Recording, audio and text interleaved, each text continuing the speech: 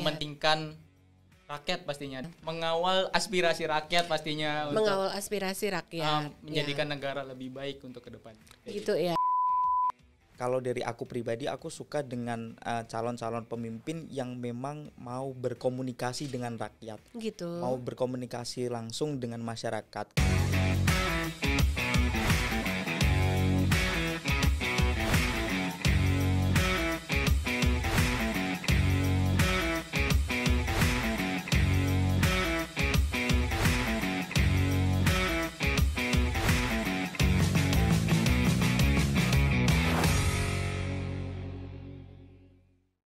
Halo teman pemilih, apa kabar? Kembali lagi ketemu dengan saya Reni Rinjani untuk podcast KPU RI hanya di kanal YouTube Komisi Pemilihan Umum Republik Indonesia. Tepuk tangan dulu dong. Apa kabarnya teman pemilih semua? Mudah-mudahan semuanya selalu sehat ya. Dan di studio podcast KPU RI hari ini kita sudah kedatangan tamu istimewa lagi. Tidak lain tidak bukan ini. Oh, kita ketemu adik-adik mahasiswa lagi. Halo, apa kabar? Halo. Alhamdulillah baik. Kita sapa dulu ya. Terima kasih loh sudah datang ke studio KPU RI ya, studio podcast kita ya. Nah, kita sudah ketemu barengan sama teman kita berdua nih, mahasiswa dua-duanya nih mahasiswa. Coba kenalan dulu, namanya siapa? Ya, kenalin, nama saya Muhammad Kadafi, yaitu selaku Ketua Umum Himapol Indonesia. Saya dari Universitas Nasional Jakarta. Universitas Nasional Jakarta ya. Panggilannya siapa? Bisa dipanggil Kadafi. Kadafi ya. Kadafi apa Davi? Kadafi juga bisa sih. Oh, biasanya Kadafi. Lebih ya, sering ya. Kadafi. Lebih sering Kadafi. Oke.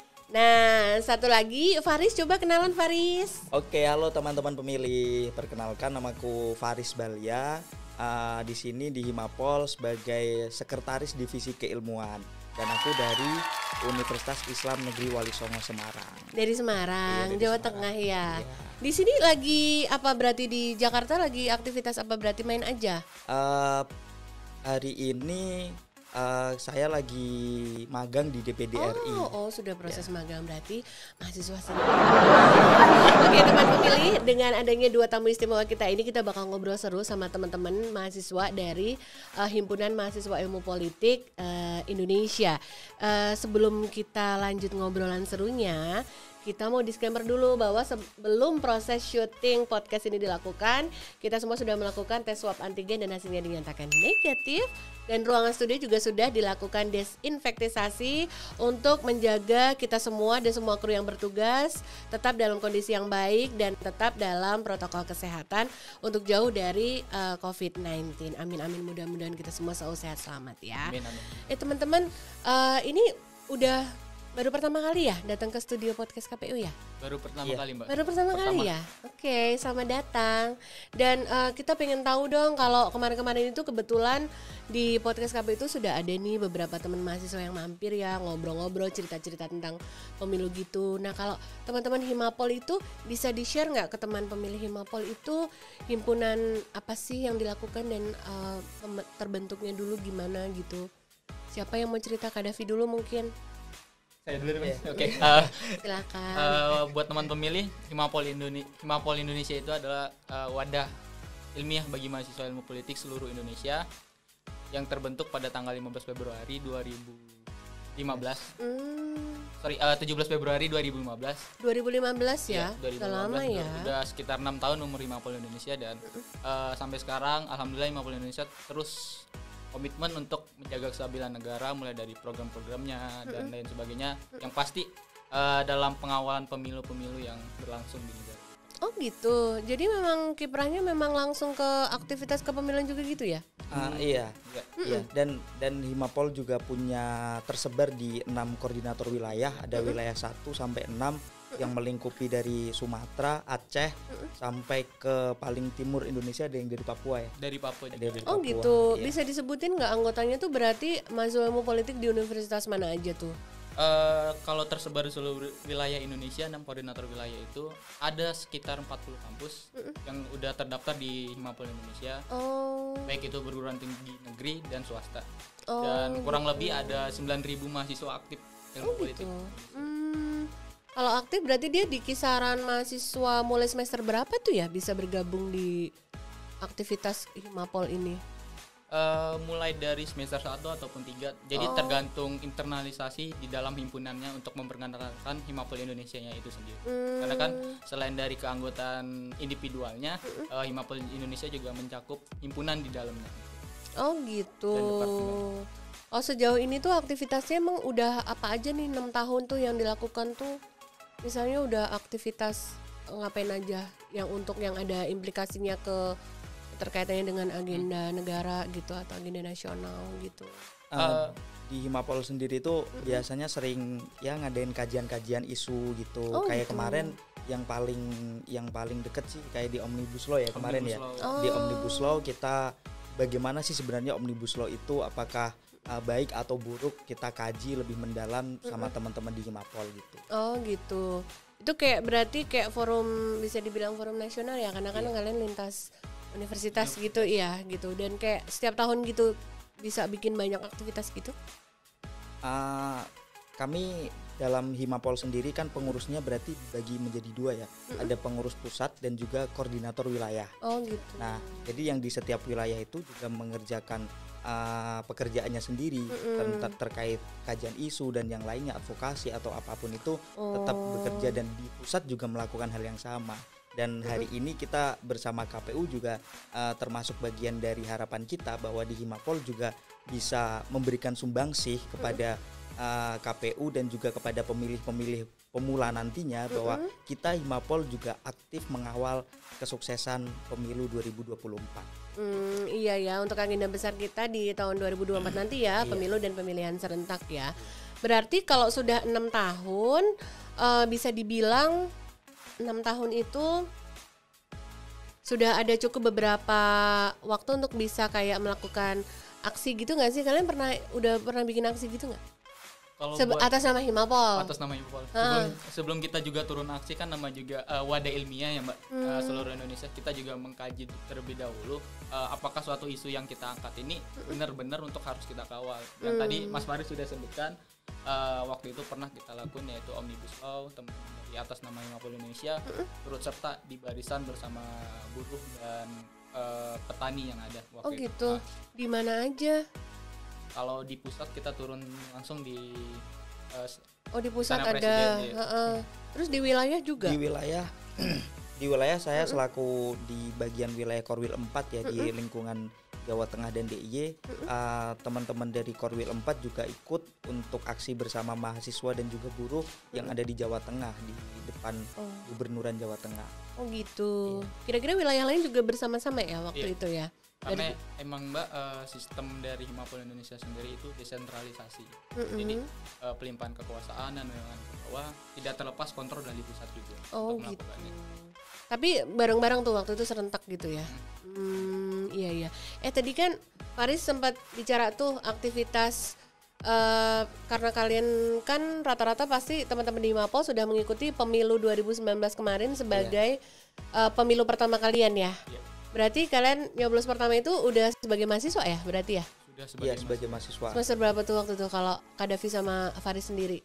Kalau aku sendiri itu semester 3 2019. Udah semester 3. Faris sendiri? Kalau aku semester 1 Kak. Oh gitu. Itu waktu itu sudah ada aktivitas Himapol belum yang lebih menjurus kepada kayak apa ya, asistensi atau memberi lebih banyak informasi kepada sesama anak-anak seusia kalian, mahasiswa kayak kalian, untuk kasih info-info kepemiluan gitu atau asistensi gitu nggak sih?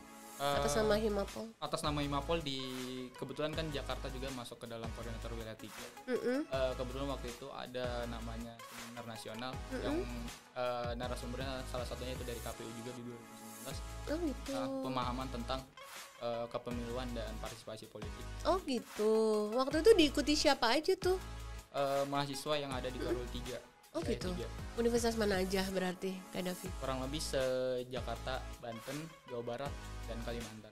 Oh, itu forumnya kerjasama dengan narasumbernya dari KPU ya? Narasumber dari KPU ya. Salah satu pimpinan KPU ya? Oh gitu. Masih ingat siapa waktu itu? Sebelum pimpinan yang sekarang sih. Oh gitu. Oh gitu ya, sebelum yang sebelum yang sekarang ya, betul iya.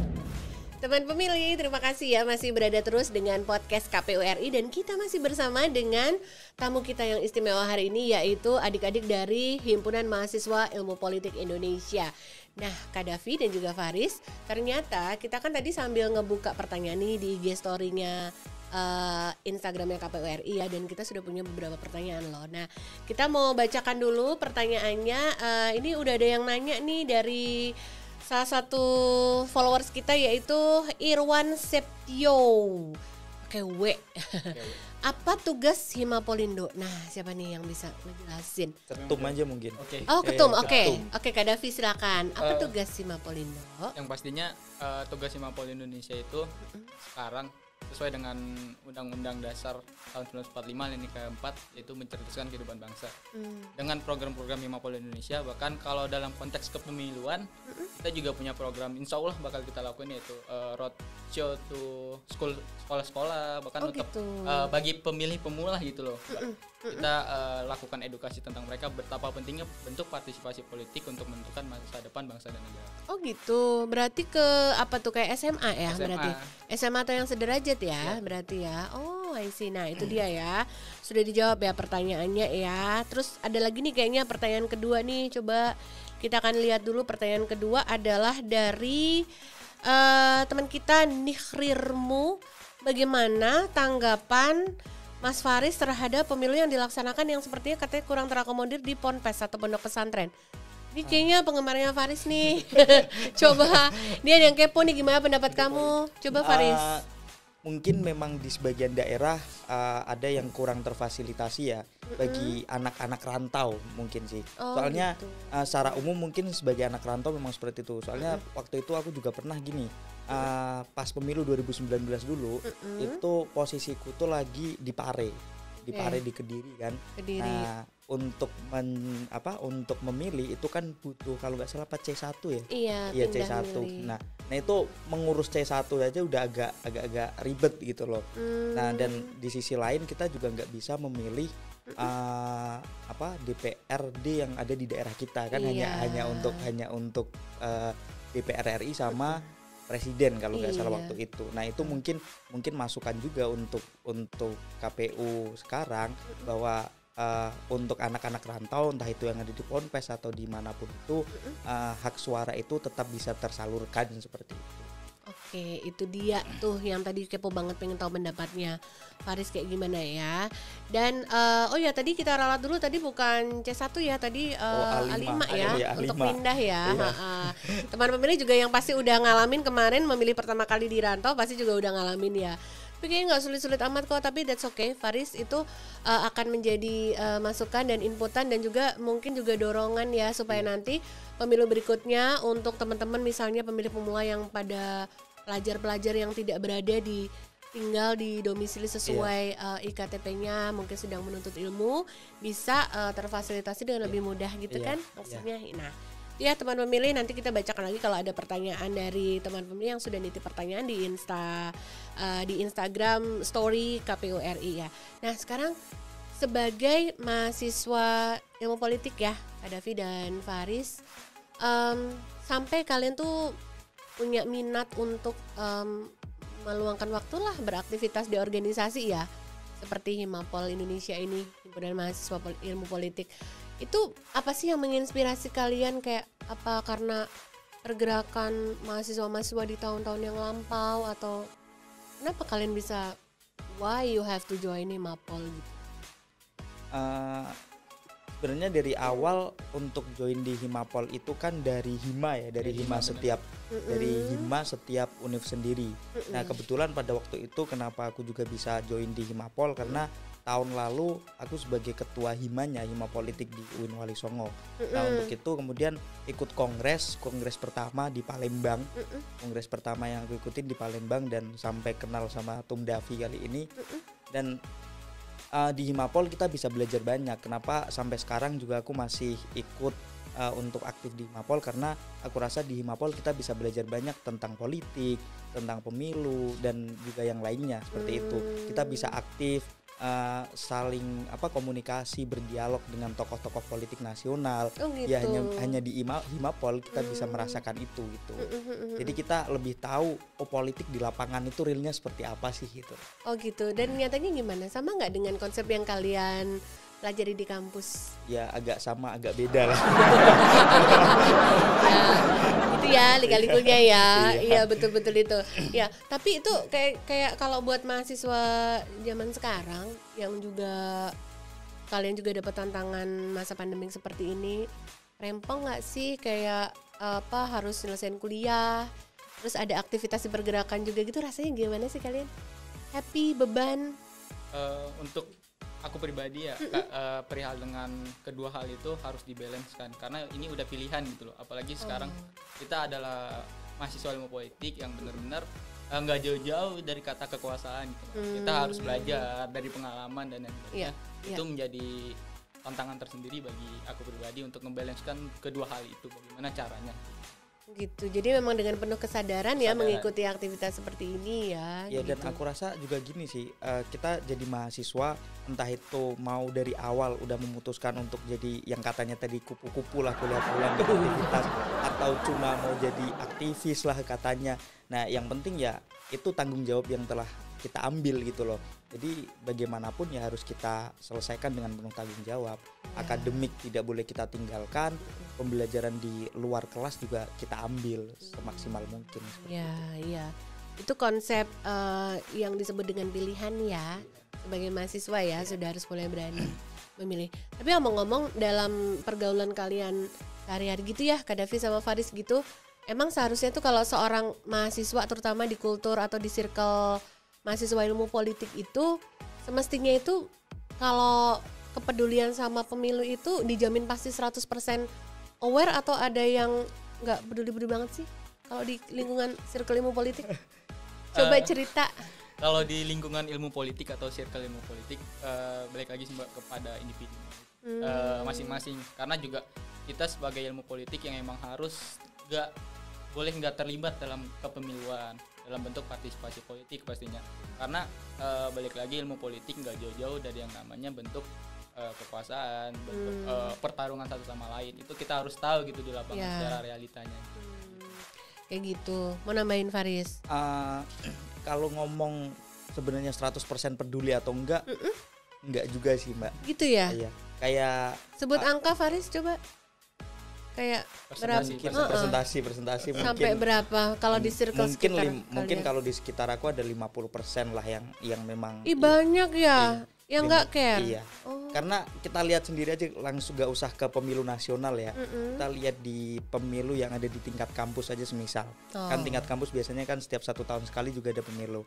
Nah itu partisipasi pemilih di sana juga paling ya di angka itu 50% seperti itu. Itu kan menunjukkan bahwa teman-teman mahasiswa juga masih belum memiliki rasa kepekaan terhadap bagaimana sih seharusnya kita memilih pemimpin kita, ada tanggung jawab ke situ tuh belum ada gitu. Gitu ya. Ini sebenarnya sebuah statement yang cukup menarik loh teman pemilih, karena dari circle teman-teman mahasiswa ilmu politik bisa declare bahwa seharusnya yang namanya mahasiswa ilmu politik ya memang kehidupan sehariannya ya memang lekat dengan isu-isu kenegaraan kita ya. Salah satunya ya pemilu ini harusnya menjadi hal yang sangat dikonsernin gitu ya sama teman-teman mahasiswa ilmu politik ya. Emang mungkin nggak sih kalau mahasiswa ilmu politik itu kayak cita-citanya gitu belum tentu di bidang perpolitikan gitu. Biasanya kalau mahasiswa ilmu politik lulus jadi apa sih? Kalau ada kerja di apa sih senior-senior kalian? Oke. Sebenarnya itu fakta loh yang diketahui loh. Ya nggak? Kalau misalkan circle teman-teman Fakultas Hukum misalnya ya, antara pekerjaan di penegak hukum, kalau nggak di BUMN ya mungkin PNS gitu ya. Kalau di ilmu politik itu budayanya gimana? Mas Faris mau jawab? Itu gini sih. Itu juga jadi pertanyaan banyak masyarakat juga sebenarnya. Oh gitu. Ya, soalnya sering kali nih aku pulang kadang ke rumah ditanya sama orang-orang, kuliah jurusan apa? Ilmu politik. Pasti mereka akan jawab, "Oh, mau ini calon DPR ya, calon bupati ya," kayak gitu. Padahal sebenarnya di keilmuan politik itu kan masuk dalam ranah ilmu sosial ya. Jadi memang luas, kita bisa jadi akademisi, jadi dosen, jadi guru juga bisa, aktif terlibat dalam perpolitikan di tanah air juga bisa. Bahkan ada seniorku yang di UIN Wali Songo yang kerja di eksportir juga ada gitu. Oh, pengusaha. Iya, pengusaha. Oh iya. Banyak loh. Itu mungkin yang termasuk 50% yang nggak terlalu ngurusin ikut pemilu ya. Karena cita-citanya mau jadi eksportir gitu. Bisa jadi ya. Tapi kan itu sebuah pilihan ya. Artinya semua orang dengan sadar bahkan ketika memilih menjadi mahasiswa pun mungkin juga sudah mulai merencanakan masa depannya mau kemana. Nah, teman pemilih, sebelum kita lanjut lagi nih ngobrol sama teman-teman kita mahasiswa dari Himpunan Mahasiswa Ilmu Politik Indonesia, kita mau ajak dulu nih, ayo Kak Davi sama Faris harus ajak teman-teman semua Himapol untuk ikut subscribe. Ayo sekarang kalian harus ajak teman kalian, yuk. Ayo untuk seluruh teman-teman Himapol Indonesia, terus bagi teman pemilih jangan lupa untuk tonton terus video-video YouTube dari KPU RI berupa podcast dan pastinya di kanal YouTube KPU RI. Dan jangan lupa untuk subscribe karena subscribe itu nggak bayar atau gratis gitu. Subscribe itu gratis ya. Coba Faris juga dong, kan sambil senyum-senyum bujuk-bujuk gitu. Halo teman pemilih, jangan lupa saksikan terus podcast KPU RI di kanal YouTube KPU RI. Dan jangan lupa untuk subscribe, like, dan juga komen. Betul, karena subscribe itu gratis ya. Jadi semua teman-teman Himpunan Mahasiswa Ilmu Politik seluruh Indonesia harus segera subscribe ya untuk mendukung terus kanal YouTube Komisi Pemilihan Umum Republik Indonesia memberikan konten-konten untuk informasi kepemiluan yang terupdate ya.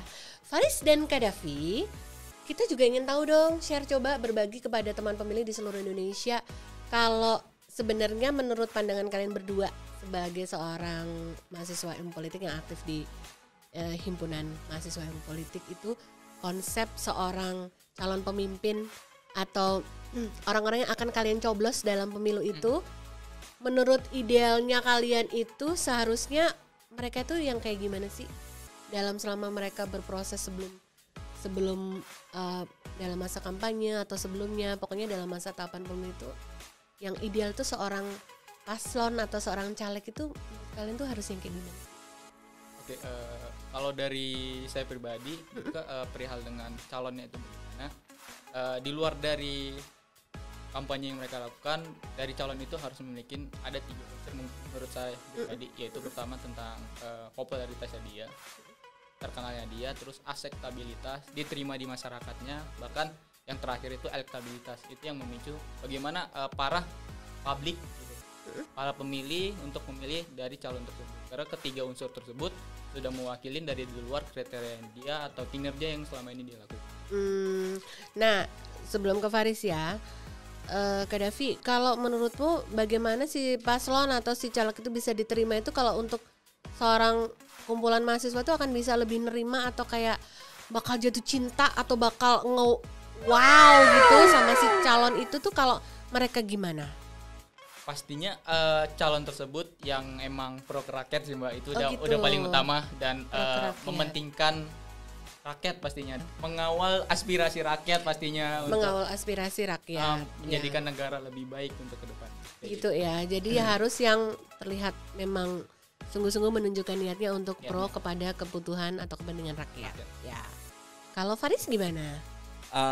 Mungkin hampir sama ya di 3 poin itu, tapi kalau dari aku pribadi aku suka dengan calon-calon pemimpin yang memang mau berkomunikasi dengan rakyat, gitu. Mau berkomunikasi langsung dengan masyarakat, karena dengan itulah masyarakat itu akan suka, oh saya ini bisa menyampaikan keluh kesah saya yang dirasakan oleh masyarakat itu bagaimana, dan hal pentingnya ya jangan hanya berkomunikasi, tapi apa yang telah disampaikan itu bisa dilakukan, bisa diperjuangkan, benar-benar diperjuangkan seperti itu.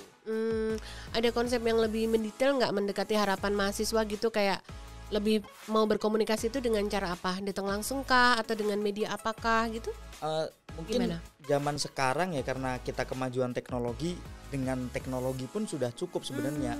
Banyak saya lihat di beberapa media sosial ya, ada orang-orang masyarakat yang memang menyampaikan bagaimana sih keadaan di suatu daerah seperti itu, kayak jalan masih bolong ataupun penerangan masih bagaimana, dan itu ketika pemimpin-pemimpin itu langsung bisa menanggapi, oh iya nanti akan saya bereskan semisal, itu saya rasa masyarakat pun akan senang. Tapi berikan kesenangan itu jangan hanya harapan. Artinya jangan cuma dibalas komennya saja, tapi memang pasca dari itu mendapatkan laporan terus ada tindak lanjutnya. Nah, jadi begitu.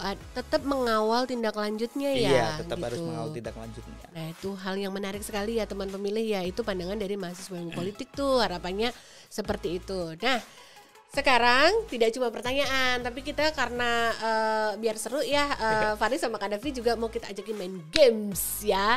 Games apakah itu? Teman pemilih jangan kemana-mana, tetap di kanal YouTube Komisi Pemilihan Umum Republik Indonesia. Nah, teman pemilih terima kasih ya Anda tetap bergabung di podcast KPU RI, dan hari ini kita masih bersama-sama dengan teman-teman kita, ada Kak Davi dan juga ada Faris dari Himpunan Mahasiswa Ilmu Politik Indonesia.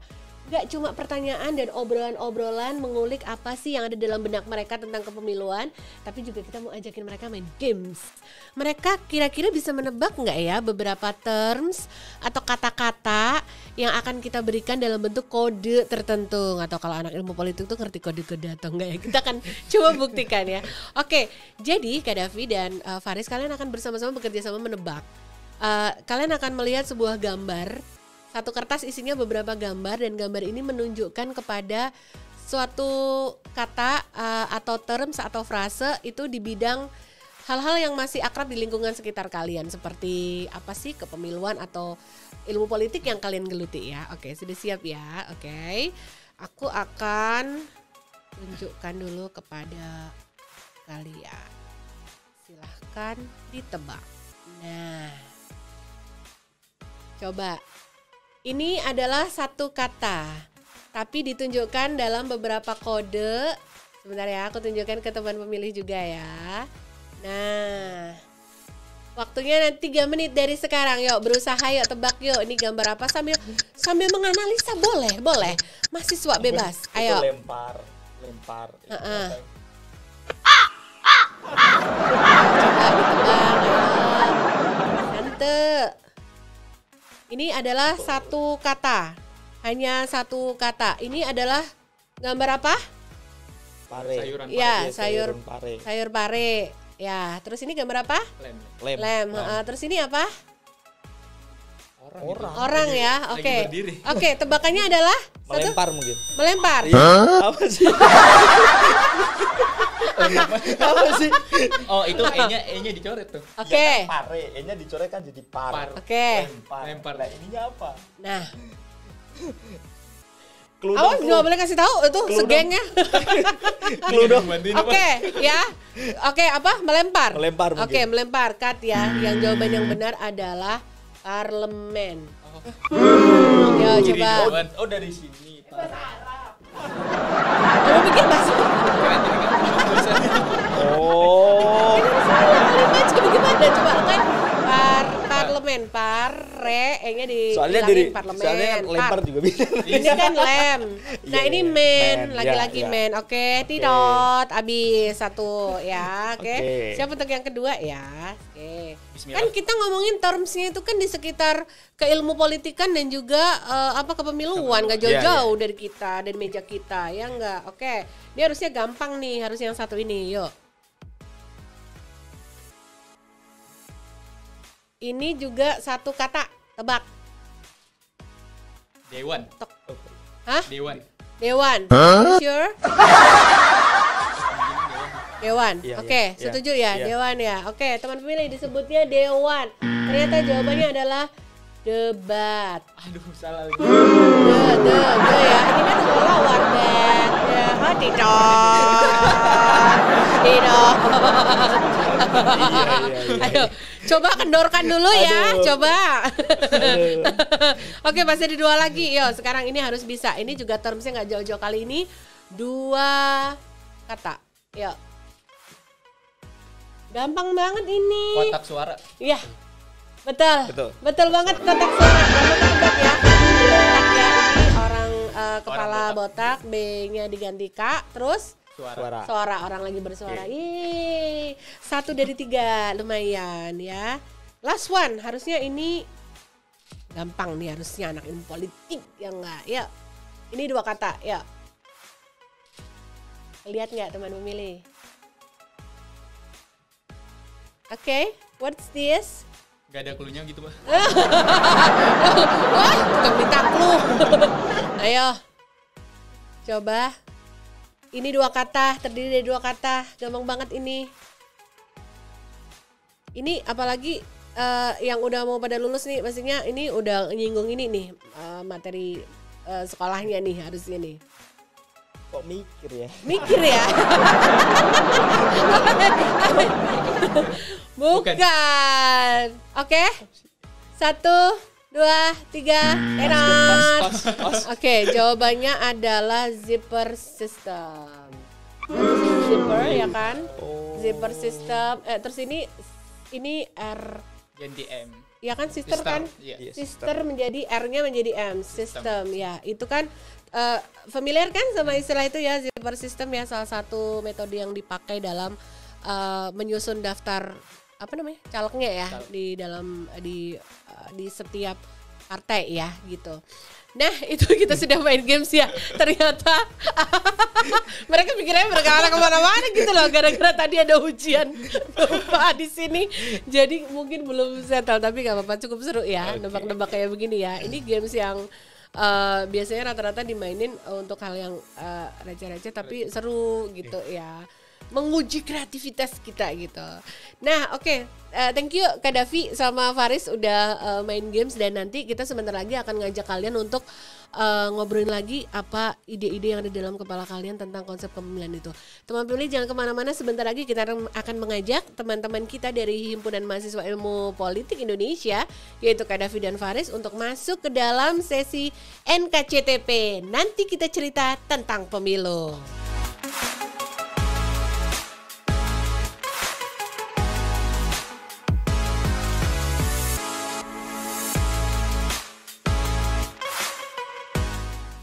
Teman pemilih, kita sudah masuk nih di sesi NKCTP. Nanti kita cerita tentang pemilu. Kak Davi dan Faris, di sesi ini biasanya kita akan meminta tamu itu untuk membagikan apa yang mereka pikirkan tentang atau cerita-cerita tentang kepemiluan. Nah, karena teman-teman di Himpunan Mahasiswa Ilmu Politik ini juga punya tekad untuk berkolaborasi dan bersinergi dengan KPU untuk bisa berkontribusi mendorong partisipasi pemilih supaya semakin banyak.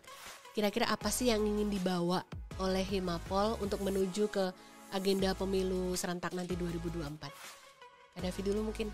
Baik, untuk Himapol sendiri itu selain dari tadi sudah sebutkan tentang ke sekolah-sekolah bagaimana, mungkin ada satu program yang intinya bisa dibawa. Itu juga dari divisi keilmuan, salah satunya politik elektoral yang fokus pada kepemiluan, mengenai infografis untuk publik gitu pastinya.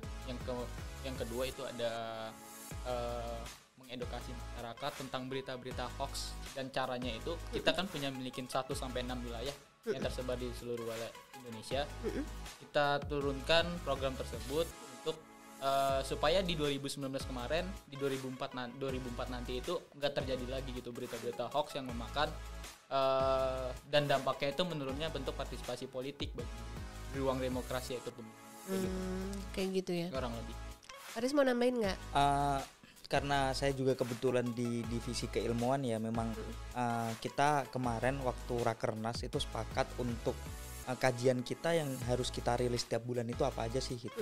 Nah, kita sepakat untuk membahas tentang politik elektoral gitu.